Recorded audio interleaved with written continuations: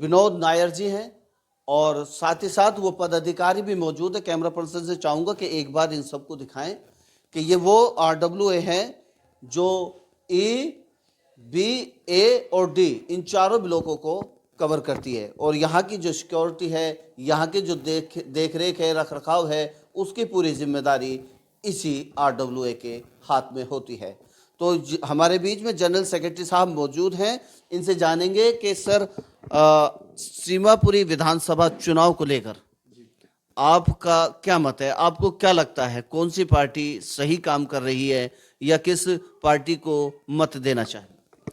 देखिए, Dilshad colony RWABD block general secretary की तरफ से मेरा सिर्फ एक ही यही कहना है, हमारे यहाँ RW में किसी भी तरह से राजनीति नहीं है, लेकिन आज जो अरविंद केजरीवाल जी ने, जो दिल्ली के फॉर्मर चीफ मिनिस्टर ने, जो इन्होंने वादा किया, चुनावी वादा किया है, मैं कहता हूँ एज ए सोशल वेलफेयर जो जनरल सेक्रेटरी RW की तरफ से मैं बहुत खुश हूँ, संतुष्ट हूँ, क्योंकि उन्होंने कहा भाई RW के लिए जो है सिक्योरिटी जो रखने के लिए, यहाँ की जो लोगों को सुरक्षा सुनिश्चित करने के लिए जो इन्होंने फंड फाइनेंशियल असिस्टेंस इन्होंने जो प्रॉमिस किया है, बहुत अच्छी बात है, पूरी दिल्ली के लिए बहुत अच्छी बात है, क्योंकि सारी RW मुझे लगता है सब इनको सपोर्ट करनी चाहिए, क्योंकि ये जो फाइनेंशियल असिस्टेंस मिल जाए लोगों को, जो 100 रुपये 50 से 400 रुपये जो RW को चंदा इकट्ठा करने वाला, ये सिस्टम से हमें बहुत कुछ छुटकारा मिल जाएगा और RW अच्छी तरह से चला पाएंगे, सुरक्षित रहेंगे हमारी कॉलोनी के हर नागरिक। ये केजरीवाल जी का बहुत अच्छा प्रॉमिस है, मैं इसको खुश हूँ। केजरीवाल की योजनाओं पर लगातार सवाल उठाए जा रहे हैं, कहीं वो महिला सम्मान योजना के तहत LG द्वारा जांच की गई हो या फिर कांग्रेस के द्वारा 2500 रुपए की घोषणा महिलाओं के लिए देने के लिए कही गई हो। तो क्या लगता है आपको, ये जांच जो अरविंद केजरीवाल के ऊपर महिला सम्मान योजना के तहत LG साहब ने कराई है, ये सही है या गलत है आपकी? देखिए, CM साहब ने जो घोषणा किया है वो जो LG साहब ने उसके खिलाफ में जो इंक्वायरी बिठा दिया वो बिल्कुल गलत है, क्योंकि पिछले 10 साल से जो केजरीवाल साहब ने यहाँ पर सारी बिजली फ्री, पानी फ्री, DTC बस फ्री और हर स्कूलों का, मैं अभी पीछे दिलशाद गाड़ी में ओपन स्कूल में गए थे, पहले क्या हाल था, वो स्कूल जो है आजकल 5 स्टार होटल बन गया है, हॉस्पिटलों में फ्री है, मोहल्ला क्लिनिक है, हर चीज़। देखो रेवेन्यू कहाँ से आ रही है ये नहीं पता, लेकिन उन्होंने काम अच्छा किया है, मेरे को काम करना ही चाहिए और उनको सपोर्ट करनी चाहिए। अच्छा सर, आपसे जानना चाहेंगे कि यहाँ के जो स्थानीय मुद्दे हैं वो क्या हैं? स्थानीय मुद्दे तो हर जगह वही हैं। पानी का मुद्दा है, पानी साफ नहीं है, पानी पी के लोग बीमार हैं। फ्री तो दे रहे हैं, लेकिन पानी तो ऐसा दीजिए ना जिससे आदमी का स्वास्थ्य तो ठीक रहे ना। जिसको फ्री का हो या मोल का हो, जिसको पी के आपका स्वास्थ्य खराब हो रहा है, तो उस पानी का तो कोई लाभ नहीं ना देने का। और 200 यूनिट बिजली फ्री मिलती है। तो 200 यूनिट बिजली फ्री कहने को तो मिल रही है, बट मुझे तो नहीं मिल रही है, मेरा तो पूरा बिल आता है। और जहाँ तक अभी आपने एक प्रश्न किया था हमारे जनरल सेक्रेटरी साहब से कि आपने अपनी पहले जो बोला है उसमें भी आपने बोला है कि क्या RWA इसको स्वीकार करती है जो उन्होंने नई घोषणा की है या नहीं करती है। देखिए, RWA इसको स्वीकार करना या इसको अस्वीकार करना कोई मुद्दा ही नहीं है हमारा।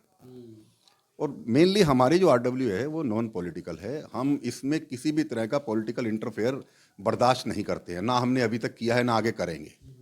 हम किसी को ये नहीं कहते कि आप किस पार्टी को वोट दीजिए, किस पार्टी को आपको वोट देनी चाहिए। ये कॉलोनी जिसका हम प्रतिनिधित्व करते हैं, प्रबुद्ध लोगों की कॉलोनी है, पढ़े लिखे लोगों की कॉलोनी है, तो मैक्सिमम क्वालिफाइड पीपल यहाँ रहते हैं। तो हर आदमी जानता है कि क्या हमारे मुद्दे हैं, किससे हमारा फ़ायदा होने वाला है, किससे हमारा नुकसान होने वाला है। अच्छा और जहाँ तक सवाल है कि RWA को हम लोग गार्ड रखने के लिए पैसा देंगे, तो चुनावी वादे हैं, जब पूरा होगा तो देखेंगे, अगर पूरा होता है तो बहुत बढ़िया बात है, इसमें तो कोई बुराई नहीं है, क्योंकि RWA के पास फंड्स की कमी हमेशा रहती है। और गार्ड्स के जो गार्ड का जहाँ तक काम है कि सिक्योरिटी का पर्पज़ है, तो सिक्योरिटी के लिए अगर हमें पैसा मिलता है उनसे तो बहुत अच्छी बात है। लेकिन पिछली बार भी इन्होंने एक वादा किया था कि हम RWA को म्यूनसिपल काउंसलर जैसा अधिकार देंगे, वो वादा भी आज तक पूरा नहीं हुआ है, वादा ही रह गया है। तो अगर वादे ही रहने हैं तो उस वादे का कोई फ़ायदा नहीं है। अगर वादे पूरे होते हैं तो बड़ी अच्छी बात है, उसमें तो हम अप्रिशिएट करेंगे। अच्छा, एक बात बताइए कि आपके क्षेत्र में जो ये पार्क हैं MCD के, DDA के भी पार्क होंगे और आपके रोड भी होंगे, इनकी स्थिति आपको क्या लगती है? रोड की स्थिति खराब है, बहुत टाइम से रोड नहीं बने हैं। हमारे यहाँ पानी की जो पाइपलाइन है वो बहुत पुरानी है और बड़ी नैरो है। वो इतनी पुरानी है कि हमारे यहाँ जो बूस्टर पंप लगे हुए लगभग 5 साल ज़्यादा हो चुके हैं, बूस्टर पंप इसमें पानी को बूस्ट नहीं कर सकता, क्योंकि उनके इंजीनियर्स का कहना है कि पाइपलाइन बहुत पुरानी है। अगर हम इसमें पानी को बूस्ट करेंगे, प्रेशर से छोड़ेंगे, तो पाइपलाइन के फटने का खतरा है। तो हमारे यहाँ कॉलोनी का सबसे बड़ा मुद्दा है, हमारी पाइपलाइन चेंज होनी है। सेकंड, हमारे यहाँ जो सीवरेज सिस्टम है वो बहुत नैरो है, बहुत ही ज़्यादा नैरो है। तो वो सीवरेज सिस्टम कंप्लीट चेंज होने के लिए यहाँ की हमारी डिमांड है कि ओवरफ्लो, डेली ओवरफ्लो होता है। डेली हम लोग वहाँ कंप्लेन करते हैं, वो आते हैं, पब्लिक की शिकायतें हैं, और शिकायत भी जेन्युइन है, परेशान है। हमारे यहाँ की पब्लिक सीवरेज सिस्टम से बहुत परेशान है। तो सर इसके लिए आपने जो पिछले पूर्व में जो विधायक रहे थे राजेंद्र पाल गौतम जी, उनसे शिकायत वकायत की थी क्या? हम देखो शिकायत करते हैं, तो हमारा काम है, हम आरडब्ल्यू चला रहे हैं। जो लोगों की शिकायत है उसको ऊपर अधिकारियों तक पहुंचाना, उसको पॉलिटिकल लोगों तक पहुंचाना हमारा काम है। राजेंद्र पाल गौतम जी का जहां तक सवाल है, राजेंद्र पाल गौतम जी ने कई काम हमारी कॉलोनी के लिए किए हैं, उनका धन्यवाद करते हैं, क्योंकि जो किया है उसको भूलना नहीं चाहिए, ये इंसानियत के नाते। तो राजेंद्र पाल गौतम जी ने कई काम किए हैं, लेकिन ये जो मुख्य मुद्दे हैं ये छोटे बजट के तो नहीं है। तो ये बातें हमने राजेंद्र पाल गौतम जी के सामने भी रखी थी और उन्होंने आश्वासन भी दिया था, बट लेकिन वो मोटा उसमें फंड रिक्वायर्ड है। पानी की पाइपलाइन सारी चेंज होना, सीवरेज चेंज होना, और उसके बाद रोड, ये 3 हमारे मुख्य मुद्दे हैं। दूसरा, हमारे यहाँ नाली का जो पानी है वो ड्रेन आउट नहीं होता है, ड्रेन आउट नहीं होता। हमारी नालियों का पानी बाहर नहीं जाता कॉलोनी से, क्योंकि कॉलोनी का जो प्लिंथ लेवल है वो बाहर वाले रोड से डाउन है। तो उसके लिए भी कुछ अगर हो जाता है तो बहुत बढ़िया रहेगा। तो सर ये जो विकास की जो रफ्तार जो रुकी है, इसके पीछे आप किसको दोषी मानेंगे?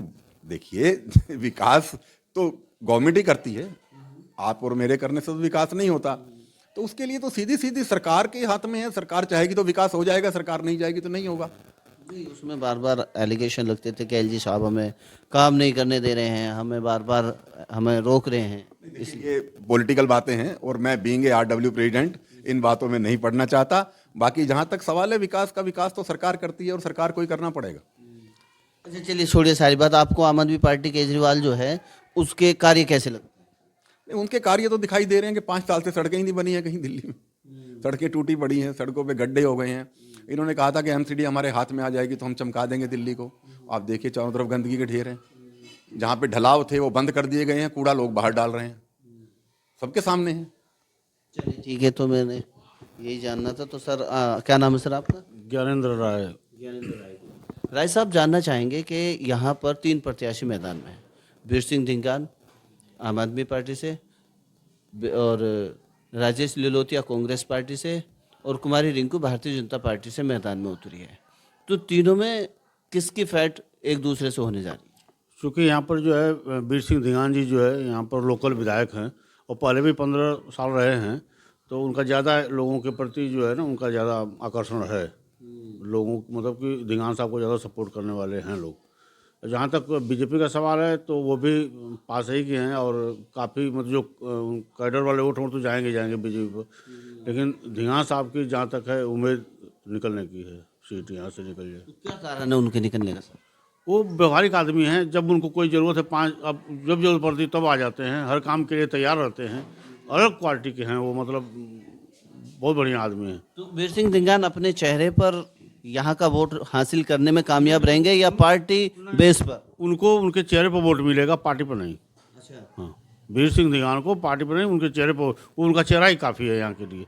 हाँ, उन्होंने बहुत सहयोग से काम किया है कॉलोनी में, मतलब आरडब्ल्यू का विधायक का सहयोग काफ़ी रहा है यहाँ डेवलपमेंट करने के लिए। अच्छा, कुमारी रिंकू है वो मैदान में उतरी है नरेंद्र मोदी का चेहरा लेकर, क्या वो चेहरा काम नहीं करेगा? नहीं, अब उनके बारे में ज़्यादा बता नहीं पाएंगे हम पूरे पॉलिटिकल में, लेकिन इनको तो जानते हैं पहले से। कभी कई बार इनको कुछ काम के लिए बोला तो कभी इन्होंने मना नहीं किया, हमेशा चलने के लिए तैयार रहे। यानी व्यवहार बहुत बढ़िया है इनका। और जहाँ रिंकू जी का है उनसे हमसे मिले नहीं है, ज़्यादा उनसे जानकारी हमारे उनके प्रति नहीं है कि क्या है। कांग्रेस पार्टी से राजेश लिलोतिया हैं मैदान। मैं नहीं जानता हूँ पर्सनल, मतलब वो लोग जानते हैं, मैं जानता नहीं उनको कि। चलिए ठीक है, कोई नहीं, धन्यवाद। कैशियर जी, तो सर किन किन परेशानियों का सामना करना पड़ता है, क्योंकि 4 ब्लॉक आपके पास हैं, 4 पॉकेट आपके पास है और बहुत सी आपको काम करना होता होगा, तो फंड की भी दिक्कत आती होगी। हाँ, फंड की दिक्कत आती है, इसमें कोई दो राय नहीं है। और हमने जो है अपना एक महिला कर्मचारी रख रखी है जो डोर टू डोर जो है हमारे यहाँ पे कलेक्शन करती है। और हमारे यहाँ पे 100 रुपये पर मंथ का हमारा कलेक्शन है। अगर कोई 6 महीने का देता है तो 500 रुपये है, और अगर कोई 1 साल का देता है तो 1000 रुपये है। लेकिन इसमें से बहुत सारे लोग हैं जो हमारा सहयोग करते हैं, लेकिन बहुत सारे लोग ऐसे भी जो हमारे साथी जो कलेक्शन नहीं दे पाते, तो हमें फंड्स की तो हमें दिक्कत होती है, लेकिन हम अपना काम निकाल लेते हैं, इसमें कोई दो राय नहीं है। अच्छा, अरविंद केजरीवाल ने अभी RWA को लेकर कुछ घोषणाएं की है कि उनको काफ़ी मतलब फंड भी दिया जाएगा और जो सिक्योरिटी गार्ड है उनकी तनख्वाह भी दी जाएगी। तो इस योजना को लेकर आपको क्या लगता है, ये योजना आपको लाभकारी रहेगी या ये चुनावी वाद रहेगी? देखो, अगर मैं एज ए RWA देखता हूँ तो ये तो लाभकारी रहेगी, अच्छा है अगर जो RWA को फंड मिलता है। और जो RWA के जो पदाधिकारी हैं, जो RWA का नेतृत्व कर रहे हैं, अगर उनकी मंशा अपने क्षेत्र में काम करने की है तो बहुत अच्छी बात है। और अगर वो फंड आए और उसका मिसयूज़ करें, दुरुपयोग करें, तो वो तो उनके जो ऊपर डिपेंड करता है। अगर जैसे हमारे यहाँ पर है, हमारे यहाँ पे जो आज की जो टीम है वो बहुत अच्छी, ईमानदार और तत्पर रहती है। और अगर हमें पैसा मिलता है तो उस पैसे को हम अपने प्रधान जी के नेतृत्व में, अपने और साथियों के नेतृत्व में जो है अपने कॉलोनी के हित में लगाएंगे। और ये एक अच्छा उनका जो विचार है, इसे मैं स्वीकार करता हूँ। अच्छा सर, एक और जानकारी लेना चाहेंगे कि आपके विधानसभा में चुनाव भी आ गए हैं और 3 प्रत्याशी मैदान में हैं। कांग्रेस से राजेश लिलोतिया हैं, भारतीय जनता पार्टी से कुमार रिंकू है और आम आदमी पार्टी से बीर सिंह धिंगान। तो तीनों प्रत्याशी में आपको क्या लगता है कि कौन सा प्रत्याशी ज़्यादा काम करने में सक्षम रहेगा?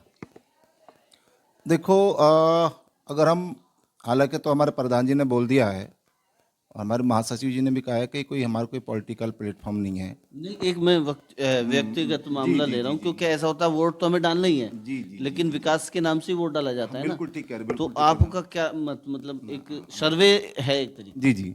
तो हमारे यहाँ पे किसी भी पार्टी का जो भी कैंडिडेट आता है, हम उसका जो है स्वागत करते हैं। और पूरी कॉलोनी की तरफ से हम आश्वासन देते हैं कि भाई जो जो काम करेगा वो पाएगा।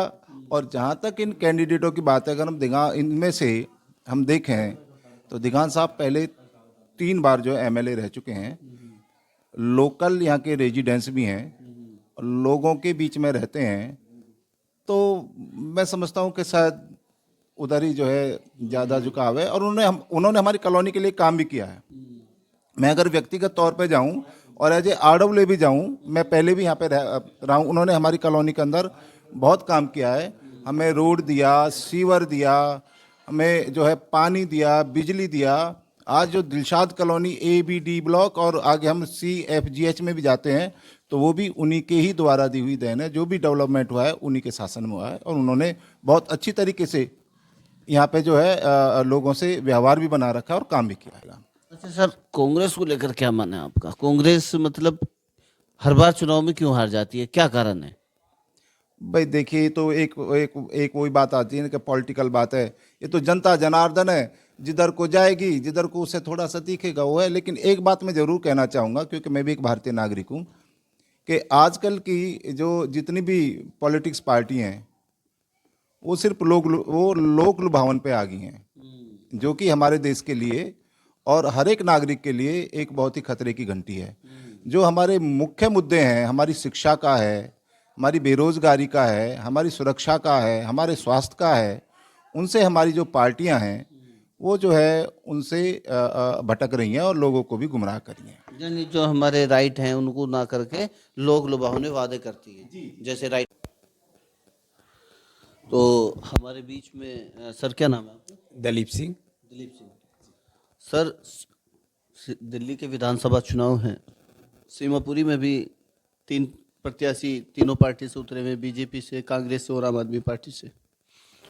तो सर, मैं ये जानने का प्रयास कर रहा हूँ कि अभी आम आदमी पार्टी की ओर से अरविंद केजरीवाल साहब ने एक स्कीम RWA के लिए लॉन्च की है कि जो सिक्योरिटी गार्ड वगैरह हैं उनको सैलरी देंगे, कोई फंड देंगे, इस तरीके की बातें की हैं।